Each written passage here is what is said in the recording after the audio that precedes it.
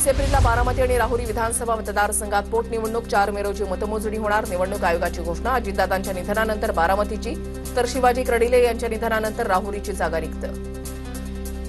बारामती राहुरीची पोटनिवडणूक बिनविरोध व्हावी, पण पोटनिवडणूक लादल्यास लढायलाही तयार. देवेंद्र फडणवीसांची प्रतिक्रिया. बारामती राहुरीबाबत महाराष्ट्र सुसंस्कृतपणे निर्णय घेईल. 5 राज्यांमध्ये घोषणा. उद्घाटनांमधील हस्तक्षेप थांबवला पाहिजे. अंबादास दानवेंची प्रतिक्रिया. बारामतीमध्ये कधी पोटनिवडणूक घ्यावी लागेल असं कोणाला स्वप्नातही वाटलं नाही, पण दुर्दैवानं दादा गेले आणि आज बारामतीची पोटनिवडणूक जाहीर झाली. बारामतीची पोटनिवडणूक जाहीर झाल्यानंतर रोहित पवारांचं भावनिक ट्विट. मेहुणे अक्षय कर्डिलेंसाठी राष्ट्रवादीचे आमदार संग्राम जगताप मैदानामध्ये उतरणार. अक्षय कर्डिलेंना विजयी करण्यासाठी प्रयत्न करणार.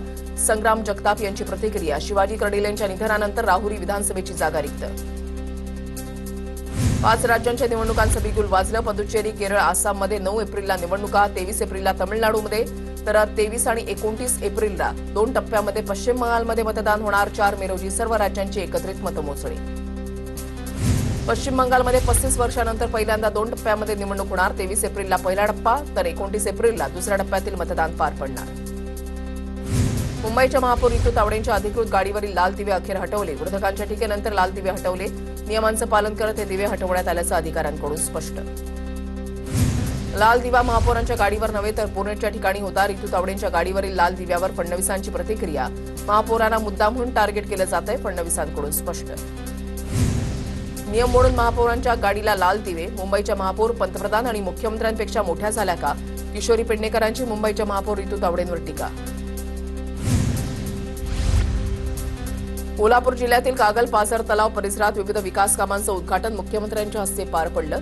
मंत्री हसन मुश्रीफांच्या संकल्पनेमधून कागल पाझर तलाव परिसरात कायम केंद्र, म्युझिकल फाउंटन, कृत्रिम धबधबा अशा विविध सुविधा.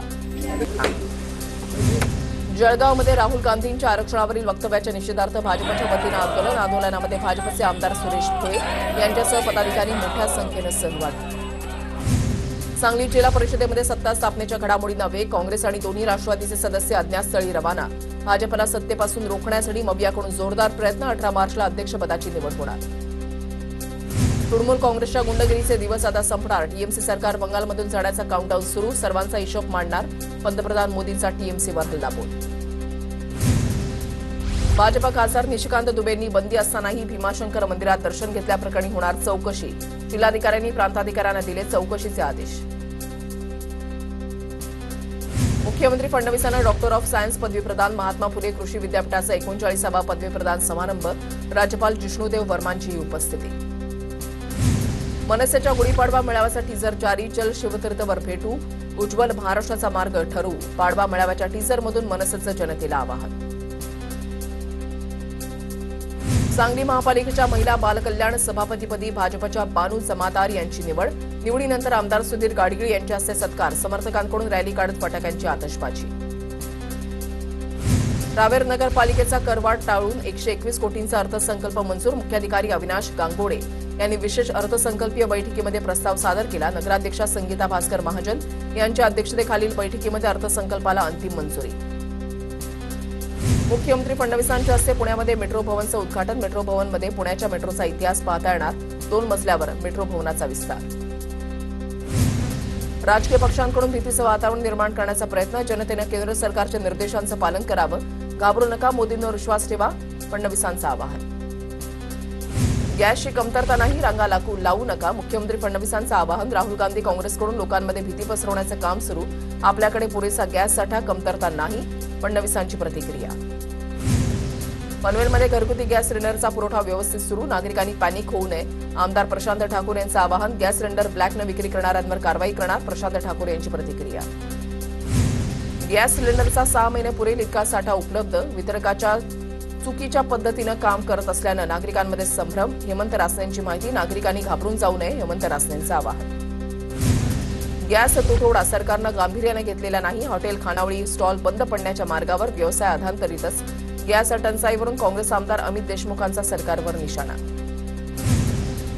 काँग्रेसच्या नेत्यांकडून गॅसबाबत दिशाभूल सुरू. शिंदेचे शिवसेनेचे नेते संजय निरुपम यांची टीका. काँग्रेसकडून गॅस सिलेंडर मिळत नसल्याचा खोटा प्रचार. मुंबईमध्ये गॅस एजन्सीच्या बाहेर रांगा नसल्याचा निरुपम यांचा दावा. सर्वसामान्यांना गॅसची टंचाई, मात्र भाजपच्या अंधभक्तांना गॅस टंचाई जाणवत नाही. शरद पवारांच्या राष्ट्रवादीचे नेते मेहबूब शेख यांची टीका. अंधभक्तांना नालीमधून गॅस तयार करायचा आहे, शेख यांचा हल्लाबोल. नागपुरात गॅस तुटवडा आणि दरवाढीवरून ठाकरेंच्या शिवसेनेचं आंदोलन. संविधान चौकामध्ये सिलेंडरला हार घालून तसंच चूल पेटून आंदोलन.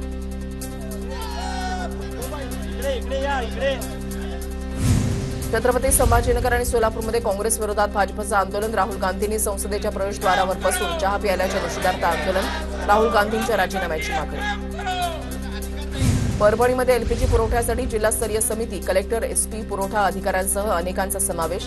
गॅस पुरवठा सुरळीत व्हावा यासाठी उपाययोजना केल्या जाणार. अमेरिका आणि इराणच्या युद्धामुळे कोल्हापूरच्या ऐतिहासिक पन्हाळा गडावरील हॉटेल व्यावसायिकांनाही फटका. व्यावसायिक गॅस सिलेंडर मिळत नसल्यामुळे छोट्या मोठ्या हॉटेल व्यावसायिकांनी चूल पेटवली. गॅस टंचाईचा सोलापूरच्या माढ्यातील ग्रामीण भागाला सुद्धा फटका. गॅस सिलेंडर तुटवड्याचा लग्न समारंभाला सुद्धा फटका. व्यावसायिक सिलेंडर उपलब्ध नसल्यानं मंगल कार्यालयामध्ये सुलीचा वापर.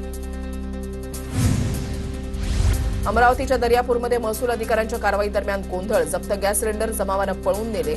जमावानं अधिकाऱ्यांना धक्काबुक्की करत पंचनामे फाडल्याची माहिती. वाशिममध्ये घरगुती गॅसचा अवैध वापर आणि काळा बाजार रोखण्यासाठी जिल्हा प्रशासनाचे निर्देश. कारंजा आणि रिसोडमध्ये घरगुती गॅसचा व्यवसायासाठी वापर करणाऱ्यांवर धाड टाकत सिलेंडर जप्त.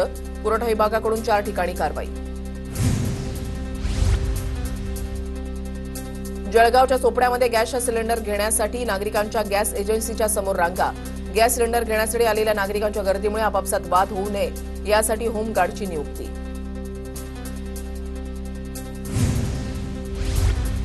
अहिल्यानगरच्या कोपरगावमध्ये घरगुती गॅस सिलेंडरचा व्यवसायासाठी वापर करणाऱ्यांना पुरवठा विभागाचा दणका. संबंधितांवर कारवाई करत शहरातील विविध ठिकाणांहून एकूण 19 घरगुती गॅस सिलेंडर जप्त.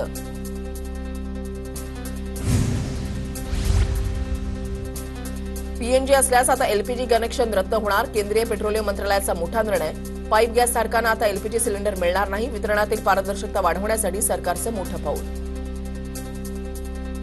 नवी मुंबईमध्ये आजही गॅस सिलेंडरसाठी नागरिकांच्या रांगा. सानपाडामध्ये सिलेंडर मिळवण्यासाठी 3 किलोमीटरची लांब रांग. गॅस एजन्सीच्या समोर पहाटेपासून नागरिक वेटिंगवर.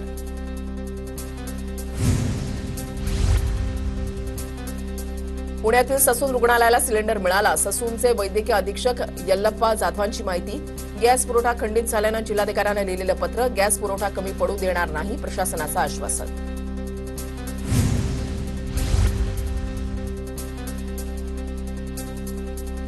कांदिवली पश्चिमेकडे कपोल शाळेजवळ घरगुती गॅस सिलेंडरसाठी रांगा. गॅस बुकिंगचा ओटीपी आल्यानंतरही ग्राहक रांगेमध्ये उभे.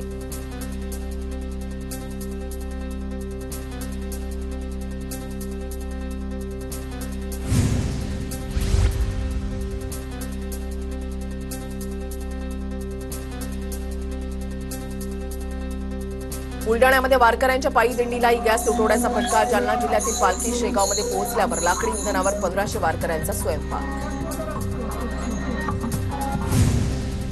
छत्रपती संभाजीनगरच्या घाटी रुग्णालयामध्ये शिवभोजन केंद्रावर चुलीवर स्वयंपाक. गॅस संपल्यानं 200 लोकांचा चुलीवर स्वयंपाक. इतर पदार्थ बनवणं बंद. पोहे आणि उपमा पदार्थांना प्राधान्य. नाशिकच्या येवल्यामध्ये गॅस टंचाईमुळे वृद्धाश्रमात चूल पेटवण्याची वेळ. गॅस सिलेंडरच्या तुटवड्यामुळे शिरसगावमध्ये सिंग ऋषी वृद्धाश्रमात चुलीवर अन्न शिजवण्यास सुरुवात.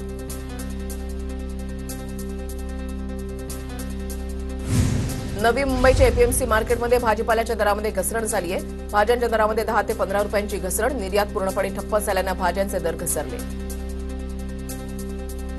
छत्रपती संभाजीनगरमध्ये शेंद्रा बिडकीन महामार्ग होण्याअगोदर महामार्गाचा नकाशा लीक. छत्रपती संभाजीनगरच्या शेंद्रा बिडकीन एमआयडीसीमध्ये अनेक उद्योजकांची हजारो कोटींची गुंतवणूक. समृद्धी महामार्ग ते शेंद्रा बिडकीन नवीन 6 पदरी मार्ग होणार. महाराष्ट्र साहित्य परिषद निवडणुकीमध्ये साहित्य संवर्धन आघाडीचा विजय.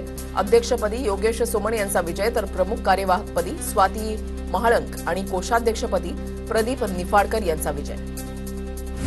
मुंबई क्रिकेट असोसिएशनला सलग तिसऱ्यांदा बेस्ट क्रिकेट असोसिएशनचा पुरस्कार.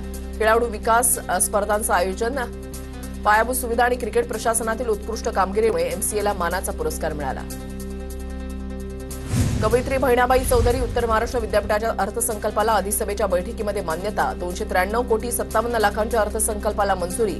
अर्थसंकल्पात 15 कोटी 47 लाखांची तूट दर्शवण्यात आली आहे. मुंबई विद्यापीठाच्या कारभाराच्या विरोधात युवा सेनेतर्फे विद्यापीठाच्या प्रवेशद्वारावर आंदोलन. विद्यार्थ्यांच्या विविध प्रलंबित प्रश्नांकडे विद्यापीठ प्रशासनाचं लक्ष वेधण्यासाठी आंदोलन. जळगावमध्ये एलपीजी गॅसच्या दरामध्ये वाढ झाल्याने रिक्षा चालकांकडून देखील प्रवासी भाड्यामध्ये वाढ. 20 रुपयांप्रमाणे घेतले जाणारं प्रति सीट प्रवासी भाडं आता 30 रुपये.